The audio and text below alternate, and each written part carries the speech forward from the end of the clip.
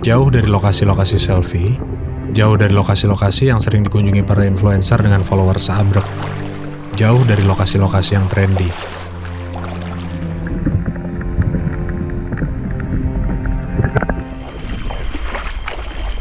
Saya pergi mengikuti kemana angin berhembus.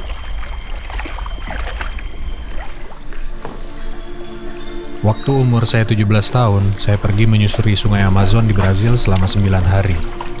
Dan kala itu, saya menyadari, saya hidup hanya sekali ini saja.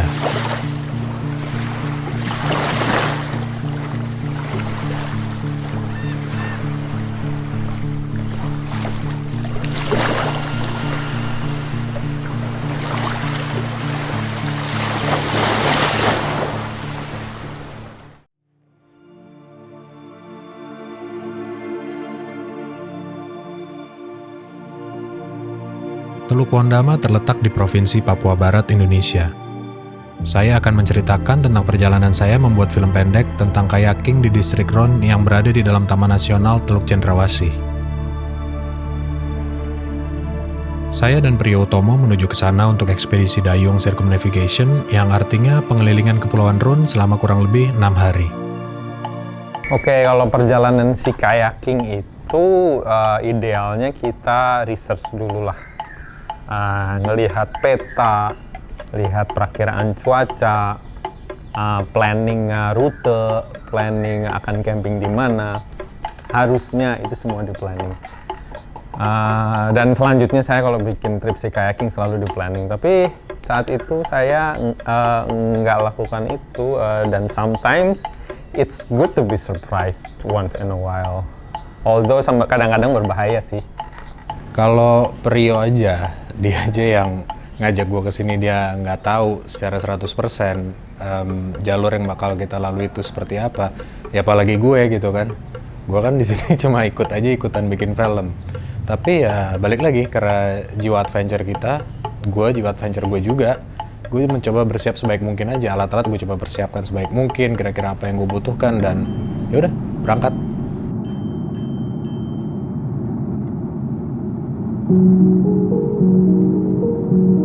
Perjalanan kami dimulai saat kami terbang dari Jakarta, sempat transit di Makassar sebelum akhirnya tiba di Manokwari.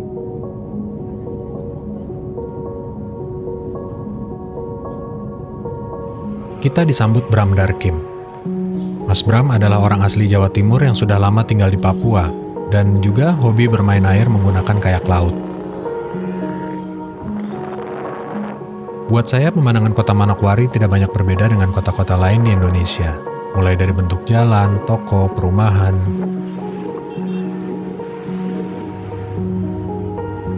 Ini merupakan pengalaman pertama saya ke Papua. Oleh karena itu, banyak sekali pertanyaan-pertanyaan lugu yang terlontar di teras pada siang hari itu.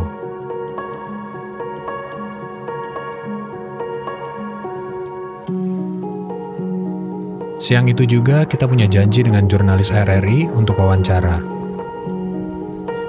Di RRI kita berjumpa dengan Herman Lengam, seorang penyiar Manokwari. Orangnya ramah sekali dan terasa jelas dari setiap pertanyaan dan pembicaraan dengan beliau bahwa Pak Herman ini adalah seorang pewarta yang sangat profesional. Pak Herman menyampaikan bahwa dia berminat ikut serta dalam perjalanan kami untuk turut merekam cerita perjalanan kami. Ya, gue jujur aja di RRI pada saat itu sebenarnya gue nggak berharap terlalu banyak ya kalau Pak Herman bakalan ikut atau enggak. Karena ya udah pasti dia sebagai pewarta di RRI dan terutama dia kan yang pewarta utama di sana ya. Pasti waktunya akan sibuk dengan jam-jam siaran gitu. Iya, kalau biasanya orang yang pemula si kayaking itu sebenarnya biasanya antara dua, takut banget atau nekat.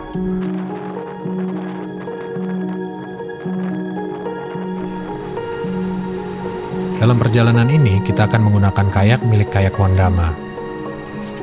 Saya sudah pernah beberapa kali mencoba si kayak, tapi belum pernah benar-benar di laut. Namanya memang si kayak, tapi saya mencobanya di danau. Waktu sore itu di Manokwari, waktu kita lagi ngetes kayak tuh lumayan grogi juga. Kenapa? Karena pekerjaan gue pada sore untuk ekspedisi ini lumayan banyak. Satu, gue harus merangkap sebagai kameramen, sinematografer, terus harus merhatiin skripnya juga yang harus gue pikir sendiri, terus gue harus sebagai director juga, gue mencoba mengisi posisi kosong di tim itu saat itu ya menjadi apapun dengan sebaik-baiknya. Sebenarnya ini sudah pernah saya lakukan, tapi dari atas air sambil mendayung, itu saya belum pernah. Tapi pada saat itu terus gue mikir lagi gitu, kalau bukan sekarang, kapan lagi gue akan dapat kesempatan yang langka dan gila ini, makanya yaudah go ahead aja.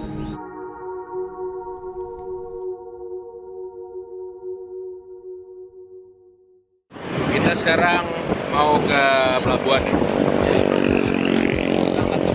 Kita berangkat ke Pulau Rune. Naik kapal yang agak besar, kapal ekspres, dan mungkin sekitar 3 jam ya. Iya. Suasana di pelabuhan pagi itu tidak terlalu ramai, malah cenderung sepi. Kira-kira jam 10 pagi waktu kami sedang menunggu kapal sandar. Saya lihat Pak Herman datang menenteng tas ransel. Saya kagum juga, karena saya kira obrolan bahwa dia mau ikut saat di RRI hanya sekedar basa-basi. Perjalanan ke Rone makan waktu kurang lebih sekitar 4-5 jam menggunakan feri.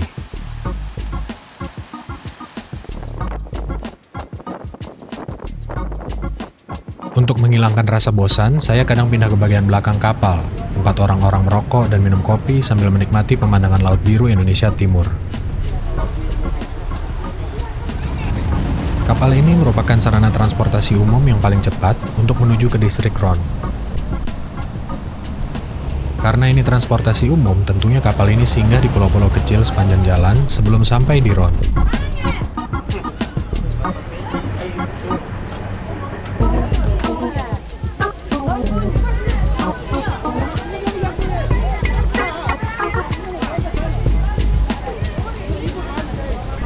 Sore itu matahari bersinar cerah. Kami tiba disambut meriah oleh warga Rone.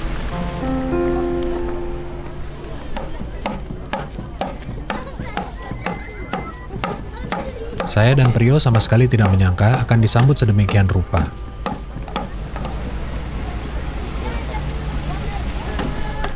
Selamat datang kami ucapkan bagi tamu-tamu datang ke distrik. Ada tarian penyambutan khas Rone, dan lalu kayak kami digotong beramai-ramai oleh warga. Dari pelabuhan melewati desa dan menuju ke gereja Isnayedi yang merupakan gereja tertua di Rone. Sepanjang jalan, mereka menyanyi dengan bahasa daerah mereka. Terlihat ada anak-anak dan warga desa yang melonggokkan kepala keluar jendela rumahnya untuk melihat apa yang sedang terjadi. Suasana sore itu begitu hangat, saya merasa seperti menyatu dengan Rone. Di pekarangan gereja Isnayedi, kaya-kaya kami diberkati dan didoakan oleh pendeta. Tim ekspedisi kayak. Setelahnya, kami disuguhi pertunjukan teater kecil oleh warga sana yang bercerita tentang sejarah manusia di Kepulauan Rone.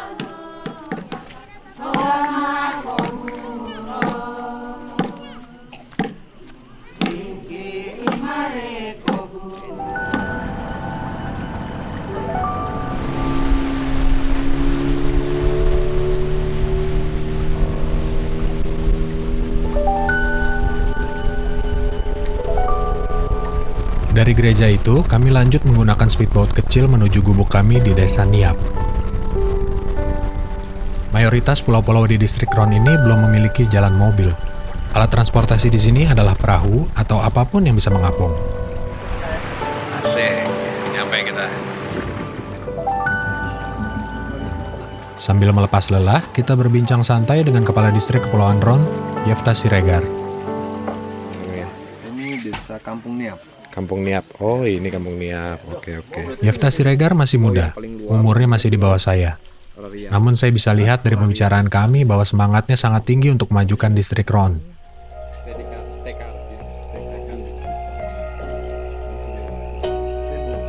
Malam itu, pertanyaan-pertanyaan lugu dari saya lagi-lagi banyak mendominasi pembicaraan. Karena rasa ingin tahu saya yang sangat besar tentang budaya masyarakat Rone.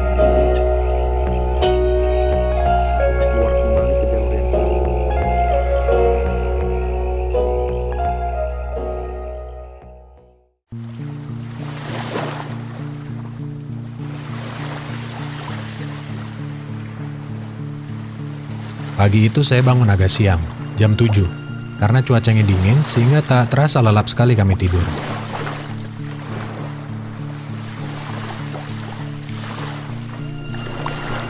Langit mendung, tidak ada angin, dan air laut tenang sekali, terlihat lebih seperti danau karena tidak ada ombak sedikit pun.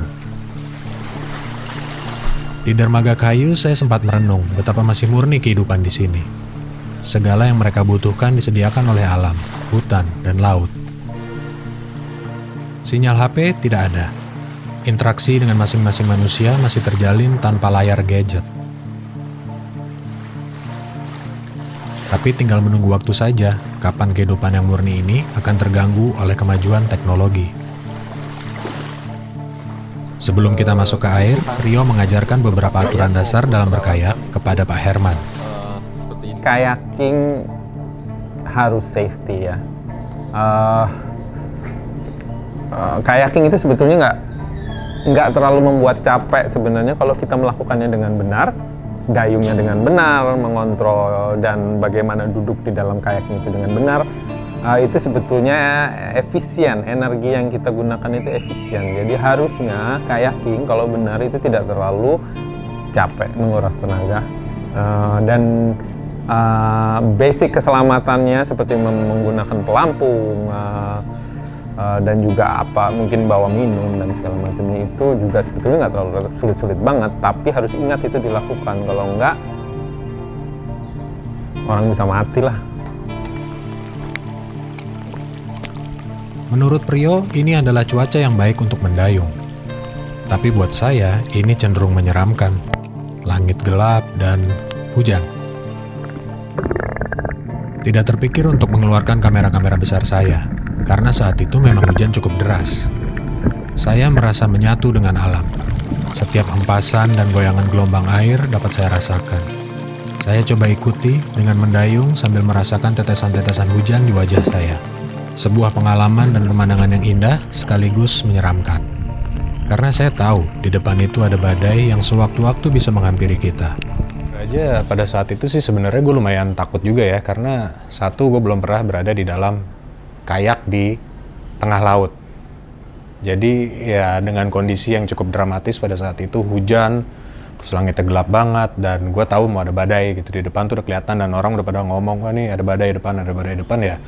Panik juga gue pada saat itu, tapi ya udah, it is what it is. Jadi gue coba sebisa mungkin gue nggak panik dan gue ikutin aja si Rio tuh. Waktu itu dia kemana udah gue ngikut, dia mau ke kiri gue ikut kiri, dia kanan gue ikut kanan gitu. Ini hujan dari tadi, dari awal kita start belum berhenti dan makin deras nih. Dan kita masih di tengah teluk. Rio di sana udah coba merapat. Gue masih di sini lagi kalemin tadi. Jadi kayaknya kita merapat ke arah sana deh. Menghindari badai, kami lalu menepi, berlindung di bawah pepohonan yang tumbuh di pesisir.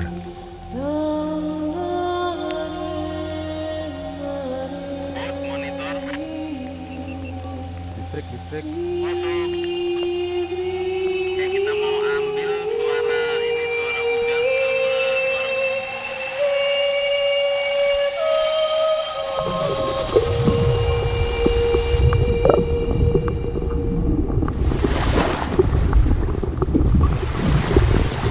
Akhirnya, badai pun berlalu.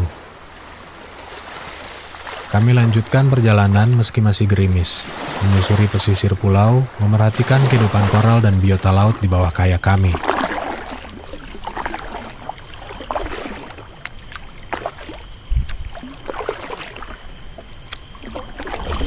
Tengah hari, cuaca menjadi cerah. Laut yang tadinya berwarna gelap, sekarang menjadi warna virus. Setelah makan siang, kami mendayung menuju ke arah checkpoint kami, yaitu sebuah pulau kecil di bagian barat. Namanya Pulau Rarie. Di sini ada batu berlubang yang berbentuk seperti gerbang masuk ke dimensi lain.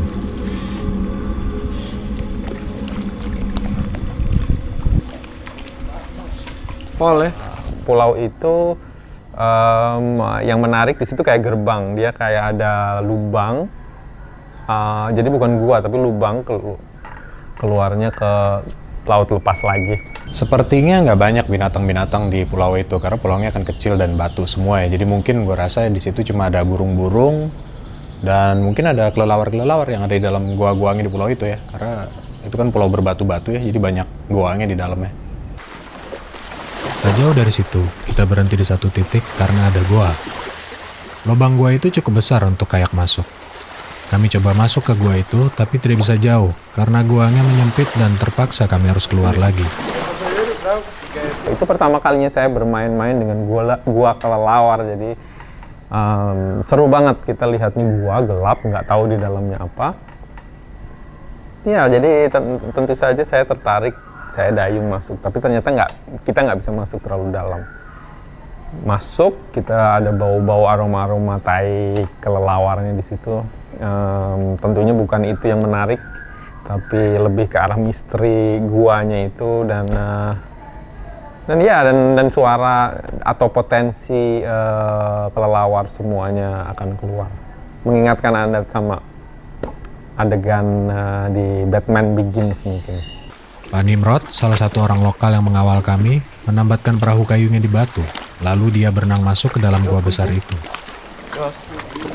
Ternyata Pak Nimrod itu masuk ke dalam, dia mau lihat di dalam goa itu ada kelelawarnya atau enggak. Karena kata dia memang ada beberapa goa di sini dan ya ini gua yang kita lihat bukan termasuk yang besar, tapi harusnya ada di sini gitu. Gua yang pertama kita nggak dapat satu kelelawar, nggak tahu mungkin kelelawarnya di situ tapi lagi tidur siang mungkin. Ya jadi kita nggak dapat kelelawar di situ. Nggak, yang di hari pertama itu nggak dapat. Kita cuma dapat berliter-liter tai kelelawar kali yang bisa kita lihat. Baunya aja ketiup angin kemana-mana. Kita dayung dari jauh, bau tai kelelawar. Sore itu kita tiba di lokasi tempat orang-orang lokal mengolah sagu, atau mereka menyebutnya toko sagu. Kebetulan sekali ada warga yang sedang membuat sagu, laki-laki dan istrinya. Laki-laki parubaya tersebut terlihat masih segar dan kuat, memotong-motong batang pohon sagu dan mengorek isinya.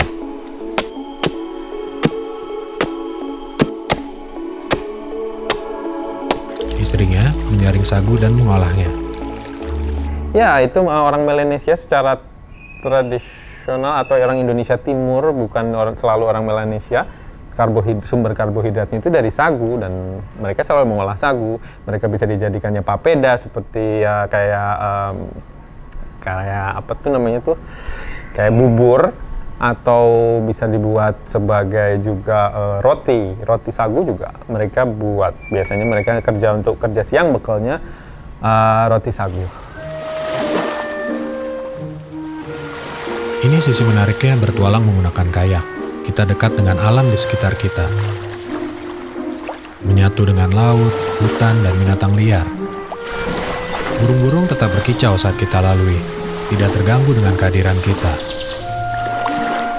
Melalui kampung-kampung pun demikian. Anak-anak bergegas menghampiri dan memerhatikan gerak-gerik kami dengan penuh rasa penasaran.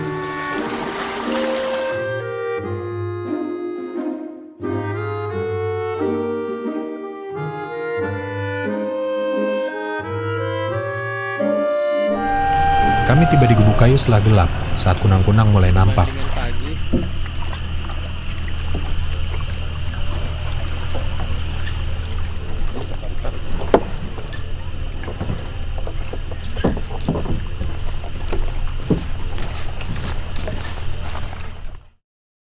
Kosong di sini tuh, jadi jauh. Kita jadi harus jalan ke perahu sekitar 500 meter nih. Iya, jadi ada Kandas. seret apa namanya, padahal kalau malam jauh banget naik. Iya. Tapi enak banget sih, nggak kotor. Iya, Soalnya bersih. malas juga kalau kayak di Pantura itu kan surut, sampah semua. Ini Iya, ada sampah plastik satu pun nggak ada. Iya, di sini nggak ada, sini bersih banget. Hari ini kami ke Kampung War di Muara, lalu masuk sungai ke dalam hutan bakau. Lihat buaya itu kan sebetulnya asik banget ya. Lihat buaya itu sesuatu yang mengasihkan. Kata orang sini kita harus hati-hati, karena kata mereka di Muara itu buayanya besar-besar. Yang nggak seru itu melihat buaya tanpa direncanakan. Itu menakutkan. Dalam perjalanan ke sana, kami melewati daerah Sasi. Daerah Sasi artinya daerah tersebut disepakati oleh adat setempat bahwa selama periode yang ditentukan tidak boleh dipanen hasil lautnya. Kalau di sana tuh istilah yang maksudnya itu supaya kita tidak memanen terlalu banyak hasil laut. Nah, itu sebetulnya bermuatan tahayul ya, kalau itu dilanggar akan dapat malapetaka dan so on. Tapi pada prakteknya itu menguntungkan secara ekologis karena warga sepakat untuk tidak panen, tidak mancing tipe tertentu. Contohnya Sasi Tripang, maka tripang setidaknya untuk satu musim tidak dipanen. Dan lokasi yang terpencil seperti ini, seperti di Ron ini, masyarakatnya masih mikirin gitu, masih sadar bahwa setelah alam itu dikuras sama mereka, dipanen hasilnya, alam itu tetap harus dikasih nafas, diberikan jeda untuk bernafas lagi, untuk kembali ke state yang sebelumnya. Hari ini saya memutuskan untuk tidak mendayung dulu, karena saya akan lebih fokus mengambil gambar. Kita sedang mau masuk ke hutan mangrove. Jalannya rada berliku-liku karena kalau salah ambil jalan kita kandas kayaknya, dan perahu nggak bisa masuk sini, hanya kayak aja karena airnya cetek banget. Nah, di situ ada kampungnya tuh, perkampungan. Kampung War namanya Pak ya.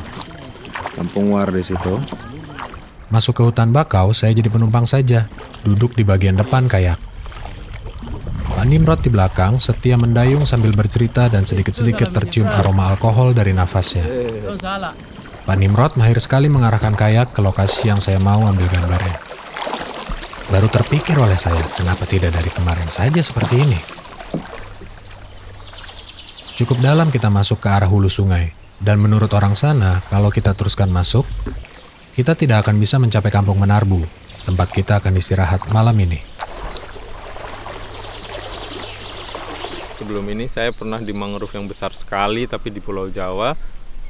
Bau warga kadang-kadang, maksudnya bau peradaban itu masih ada. Di sini benar-benar baunya asing, pemandangannya juga benar-benar masih benar-benar ada rasa aneh, seperti kita diawasi sesuatu karena saking hidupnya tempat ini. Berbeda dengan yang sudah dekat dengan peradaban manusia. Alam di tempat-tempat seperti ini itu seperti sangat hidup, dan ketika kita dayung dalam keheningan itu kita seperti diawasi, entah itu diawasi oleh kehidupan lah, segala kehidupan yang ada di mangrove yang seperti ini. Kita putuskan untuk putar balik dan kembali ke jalur semula.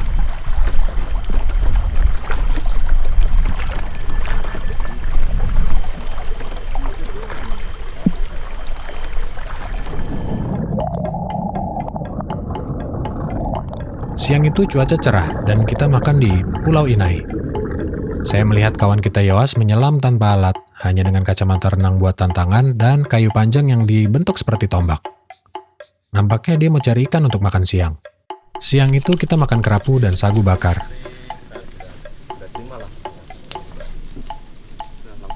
Sagu yang kami bawa dari rumah dibungkus di sana dengan daun, lalu dibakar di bawah ikan.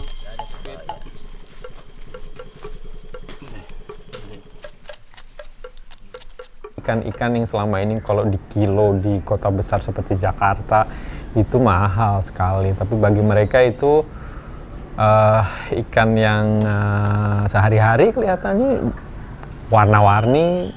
Siang itu kalau nggak salah kita makan kerapu, dan kerapu yang jenis kayak gitu terakhir kali saya lihat di Jakarta sih nggak murah.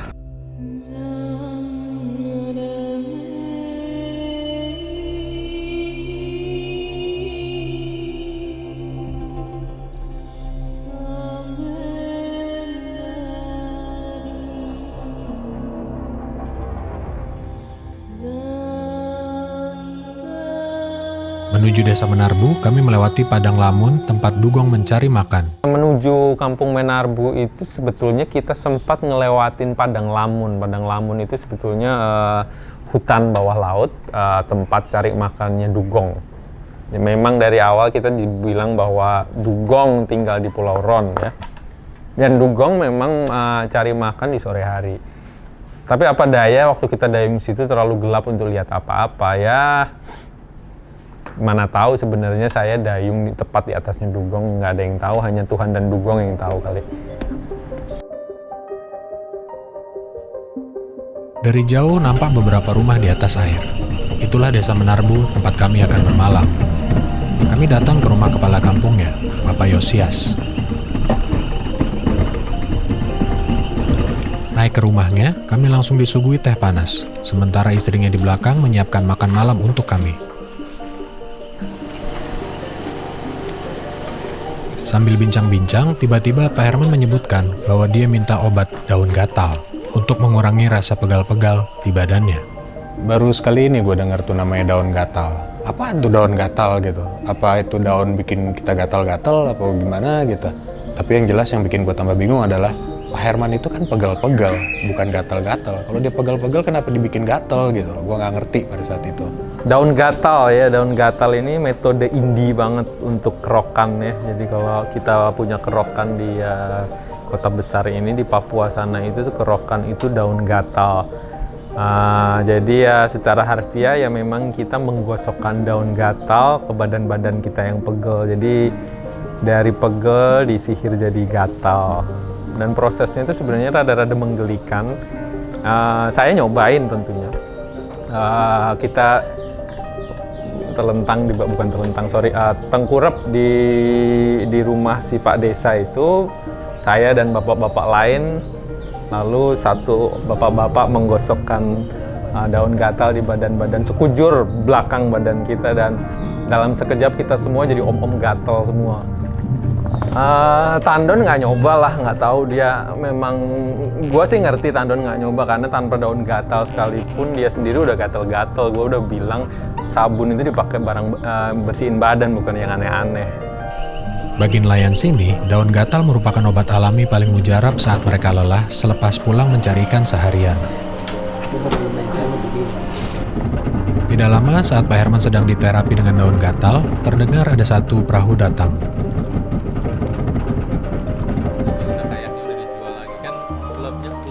Rupanya yang datang adalah Sekda Teluk Wandama, Bapak Denny Simbar. Dia datang untuk trip memancing.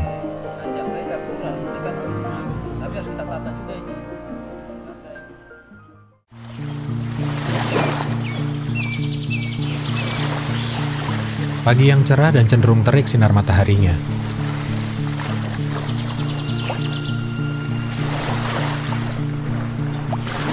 Kami sarapan dan ngopi, lalu langsung berangkat.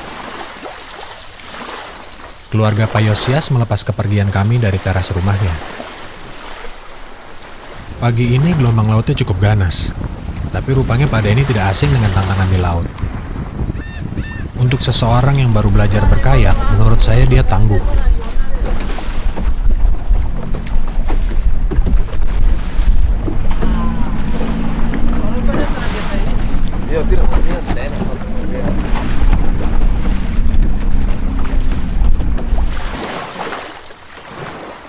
Hari ini kami menuju ke Katataran.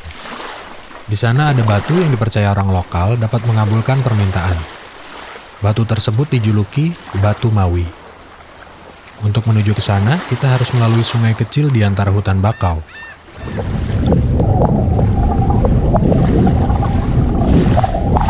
Berbeda dengan sungai kemarin, di sini sungainya kecil dan berkelok-kelok. Masih sangat asri dan perawan. Karena kabarnya tidak ada masyarakat yang kesini, dan ini merupakan daerah Sasi. Jadi Sasi itu merupakan saura yang dijaga ketat oleh masyarakat di sini untuk tidak mengambil hasil dari area-area yang sudah ditentukan Sasinya, lokasinya di mana. Untuk si kayak kami yang panjang, ini membutuhkan kesabaran saat bermanuver. Sampai di satu titik di samping pohon sagu besar, kami berhenti dan mengikat kayak kami di pepohonan. Untuk menuju ke Batu Mawi, kita harus berjalan selama kurang lebih 1 jam menaiki bukit.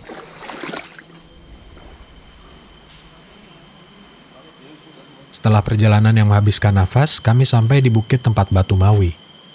Ternyata batunya hanya seukuran wajan.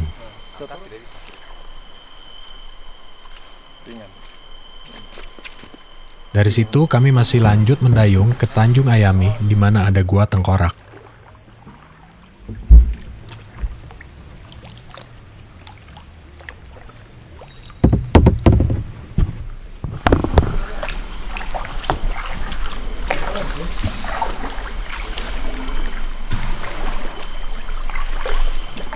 Jalan menuju ke Gua Tengkorak lebih pendek dibanding ke Batu Mawi, namun tidak mudah. Kami harus berjalan melewati rawa yang aromanya bikin pusing kepala. Tanahnya kalau diinjak menghisap sampai ke batas lutut. Pendakian yang tinggi dan curam sangat melelahkan, walau hanya 40 menit perjalanan. Atau masuk ke dalam Sampai di sana, saya mencoba melongok ke dalam Gua Tengkorak tersebut. Bisa shot dari sini. Kami belum menemukan penjelasan tentang usia tengkorak dan keramik yang berada di sana. Kami hanya diberitahu bahwa itu adalah jenazah orang-orang penting dari kampung sekitar. Saya masih kecil kita sering lewati masih ada tulang-tulang. Masih ada. Ya.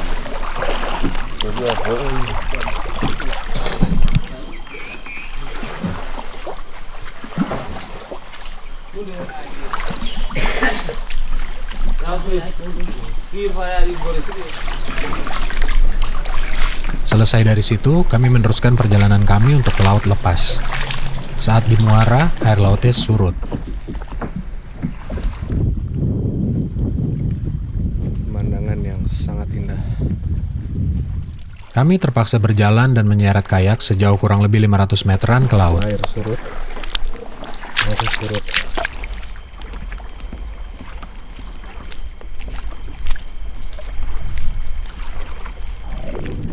Setelah kami semua berada di laut, kami lanjutkan untuk mencari lokasi makan sekaligus snorkeling.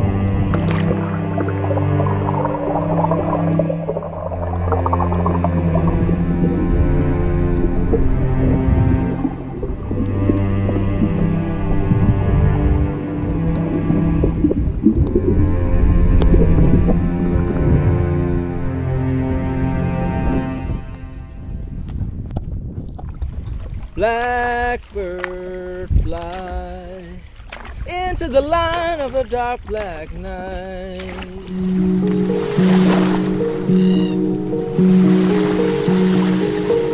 Menuju ke Pantai Rauno yang merupakan tujuan akhir, kami melewati satu goa yang besar sekali. Rio yang selalu terkesima dengan goa langsung memutuskan untuk masuk. Kayak-kayak lain pun ikut masuk ke sana, tapi hanya bisa sampai kira-kira 50 meter ke dalam karena setelahnya terlalu sempit. Akhirnya semua keluar mundur karena tidak bisa putar balik di dalam. Karena hari sudah menjelang sore, tidak lama terdengar cuitan-cuitan dan kepakan sayap rame yang berasal dari dalam gua. Dan benar saja, ribuan kelelawar terbang keluar dari dalam gua. Untuk orang kota seperti kami, hal ini tentu menakjubkan. Ya, gue kaget banget waktu kelelawar itu terbang keluar dari gua gitu, ribuan kelelawar kan. Dan yang bikin gua panik, lumayan panik tuh waktu itu drone gua pas lagi di depan mulut gua persis di situ. Jadi kalau misalnya, ya gua nggak tahu ya tuh kelelawar sejago apa terbangnya, tapi kalau dia tiba-tiba terbang dari tempat yang gelap langsung ke tempat terang itu kan, dan kencang begitu, ya ada kemungkinan drone gue ditabrak gitu. Tapi ternyata dari ribuan yang keluar itu, ribuan kelelawar, nggak ada satupun loh yang nabrak drone gue.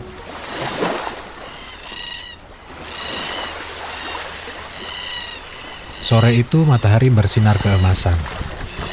Pantai Rauno ini menghadap ke barat, sehingga sambil bersuka cita karena kami sudah berhasil mengelilingi Kepulauan Ron menggunakan kayak, kami juga dapat bonus pemandangan sunset yang sangat indah. Kami sempatkan foto-foto sejenak sebelum meneruskan perjalanan kembali ke Gubuk Kayu.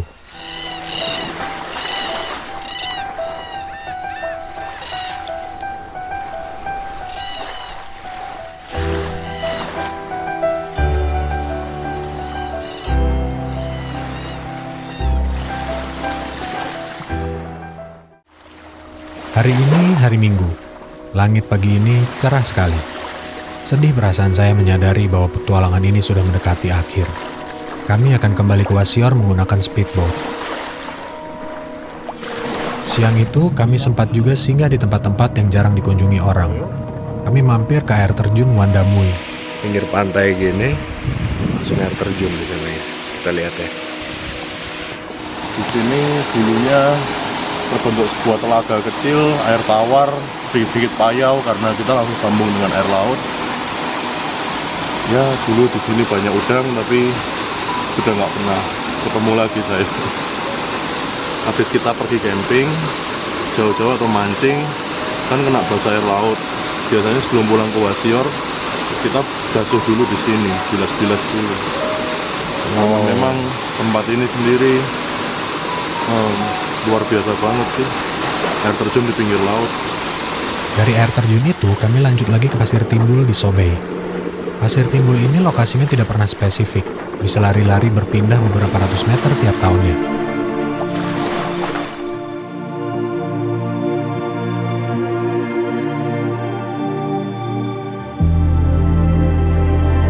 Hari ini kami berpisah dengan kawan-kawan Ron yang sejak awal sudah ramah dan menjaga kami selama kami di Ron.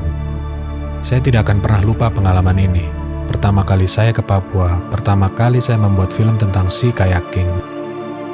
Dan ini semua terjadi di Taman Nasional Teluk Cendrawasih yang masih pristine. Serasa bermimpi selama seminggu, karena sebentar lagi saya akan bangun dan kembali jadi bagian dari roda-roda kapitalis.